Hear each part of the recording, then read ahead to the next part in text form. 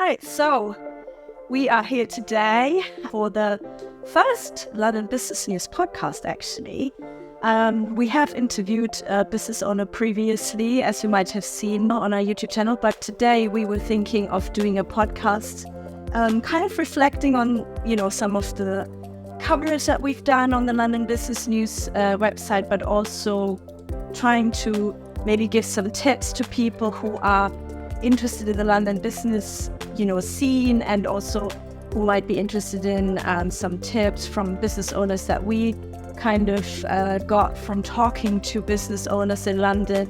And basically, we just want to make this podcast helpful for people out there who are interested in anything to do with London and anything to do with business, basically.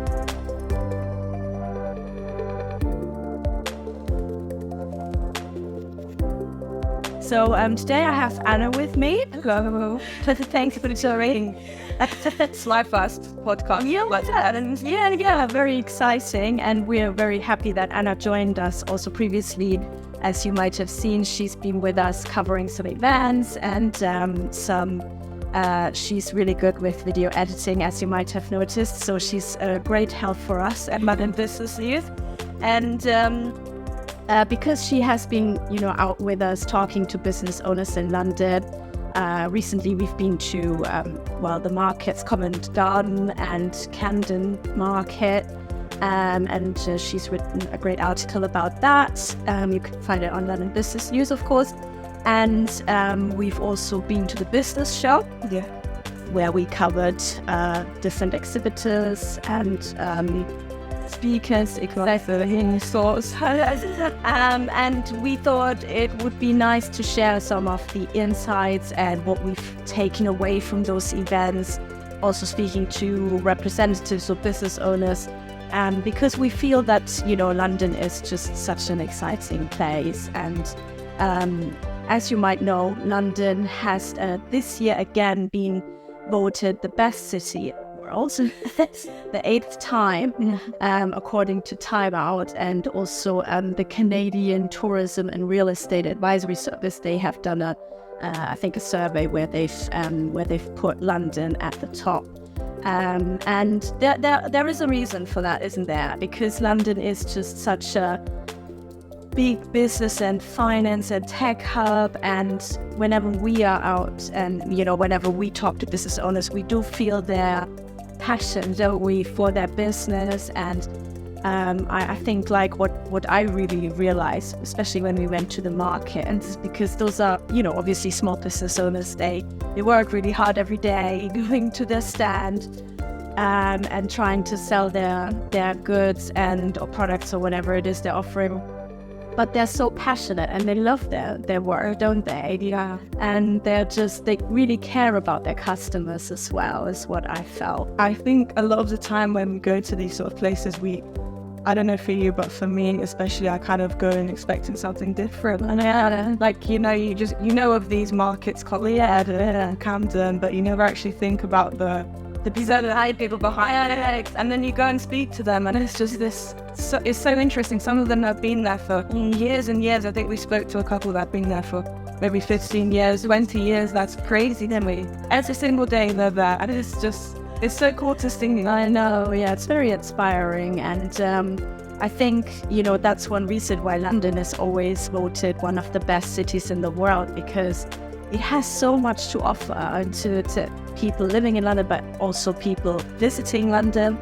And I think for me, it's like, that's why, I really care about sharing that on the magazine website, because I feel like these people need to have a voice as well. And that's why I'm so glad that we were able to get some business owners to talk to us about their insights, maybe their tips as well. So first of all, I wanted to quickly highlight that on London Business News, we have a lifestyle section. So that covers anything to do with life in London, basically. So we have articles about different parties that people go to, different events, different venues, but also we have articles about different activities that you can do in London, from yoga to whatever it is. And, most of these activities are based on what people offer. So it might be a trainer, it might be a coach, it might be a business owner. But all these people, in essence, they are running a business, right? There's always someone behind. Yeah, exactly. And I can see that, looking at the traffic to the traffic from Google, for example, to those articles, I can really see that people are really interested in experiences in London. So they want to know, where can I have a great shopping experience? Where can I have a great night out? Where can I have, I don't know, spa days? And as you had an article about beauty salons, for example, which is also doing well. So I feel like, because we offer that information to our readers, I also want to give people who are out there who are running a business in London a bit of maybe an insight into what we have learned when we were out talking to business owners. So I think what I first wanted to highlight was that, as we said when we went to the markets and also when we were at the business show, I think what really stood out for me was that most of the people that we spoke to, they said that they're trying to really get their brand out in different ways. So obviously, if they were a market owner or like a stall owner, they were of course present at the market. But they also, some of them use the website or Instagram to get a brand out, or Etsy, exactly, marketplaces, to kind of get their brand built and to get more exposure, I guess. And what we also see a lot on London businesses, because we obviously offer some marketing services for businesses, like having an interview feature, for example, or press release publications and stuff like that. And I think what really matters now for businesses to reach the right people that they want to reach is they need to find the right channels for that, don't they? And what do you think is, or what did you feel, what was your takeaway? Should business owners nowadays just focus on one channel, or do you think it's better to have several channels? But how can they make sure that they reach the right people? I mean, of course, I think they should obviously have several. Yeah. The more the merrier. Yeah. I think with all the people that we kind of met, they use their stores as kind of like a marketing strength. Yeah. So it was sometimes maybe there isn't that much footfall, but perhaps people that go by, they can see these amazing items, or sometimes they'd be handmade crafts. Yeah. These are things that you can't just find online, non-typical marketplaces, perhaps. Yeah. Or Amazon and stuff like that. So, you see these amazing products, and then you remember them. You might go to them online afterwards. You find out that they have an online sphere. But I think it's mainly just like a marketplace and marketing. A physical market. Yeah, it's combined with a virtual market. Yeah, and I think that's the best kind of combination. Yeah, but yes, it's just another way of getting your brand out there, which is great. Yeah, and I think what I felt was that the market stalls are obviously they're cheaper than having a shop or renting a shop, and in that way you are a bit more flexible as well, because you can book them just for, I don't know, a few days a week or something like that. And I felt that it was probably a bit more an economical option for business owner, rather than, committing to fully having a shop in London, which in the central London is probably not the cheapest, let's face it. So I guess you don't even have to hire that many. Yeah, except when you go to tell you one or two other people. Absolutely. More of like a close-knit community. Yeah. People who actually understand the products that they're selling. Yeah, so I think for product-based businesses, it really helps as well. Absolutely, I agree. I think it's a great way to get your brand out, as you said. And so I think that was our key takeaway from talking to people at the markets.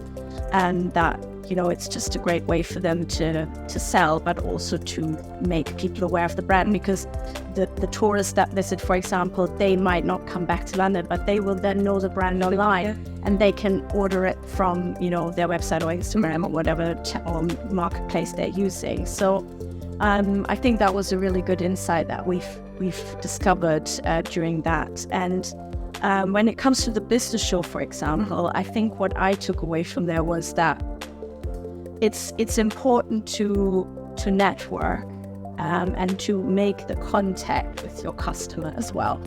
Because I think a lot of people now think, it's fine, I'll just do everything online and it will be fine. But even if you have a pure online business that's purely online, offering a service or, you know, selling products, I think the one-to-one interaction with the customer is still so important, and that's what everybody was saying. Yeah, it's just some of them were very sort of purely online, and that was their way of coming to meet everyone in real life. And to also interact with them and see how, you know, what's their feedback and how are they using what we're offering, and do they have any kind of, you know, suggestions or whatever. And I think you know, when people write reviews online, it's not always the same as when you talk to someone, because when you just leave a review, it's very one-sided.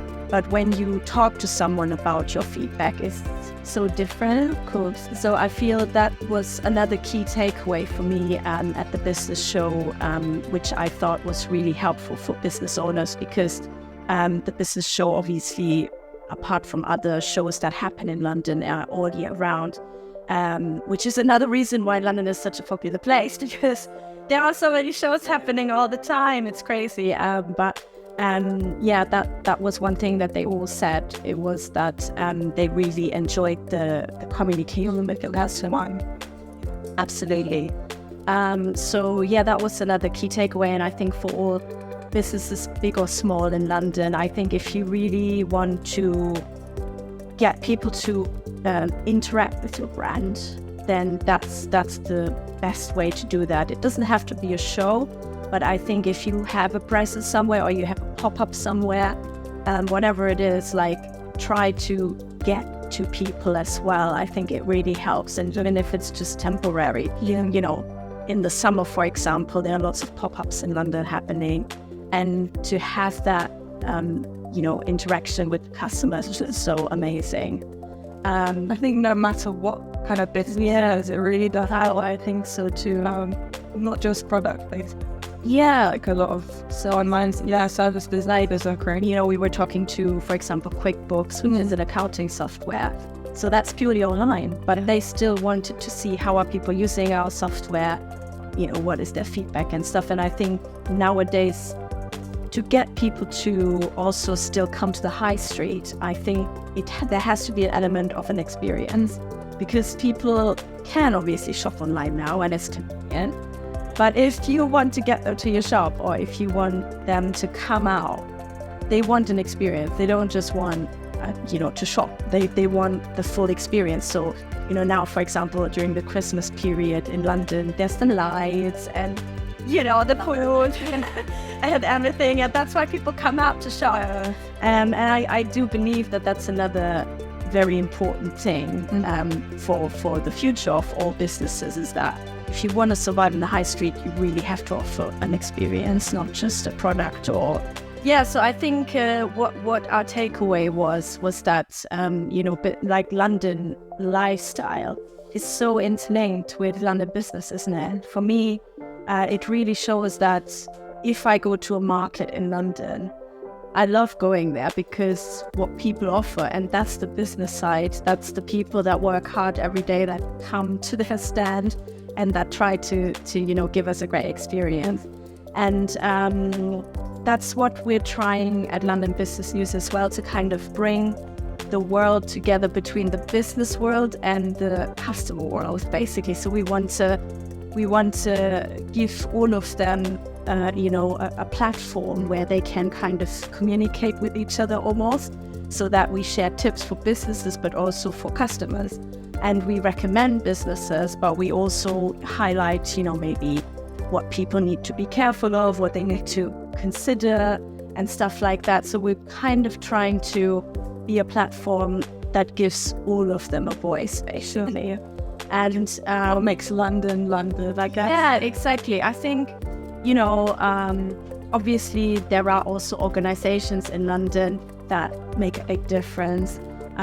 So for me, an organization is almost like a business anyway. So it's all in a similar way. It all works together. Everybody works together in London, and I think there is a big community spirit as well in London, which I really love. I think people from all walks of life come to London and they want to make it, and they work really. We saw that a lot in the marketplaces, and they have their own community as well.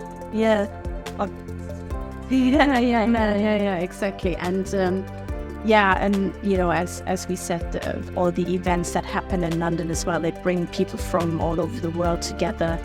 Obviously, also the finance hub is there, and the tech hub. So we'll talk about that later. But I think that's what we wanted to share with you, basically, and hopefully it will help you, whether you're a business owner or somebody visiting London or somebody living in London. Hopefully it will help you to be inspired.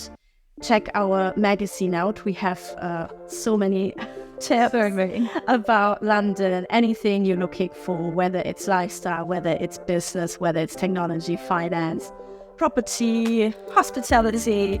It's all there. So check us out. Also, make sure to follow us on YouTube and on our socials to never miss a beat. And we look forward to our next session.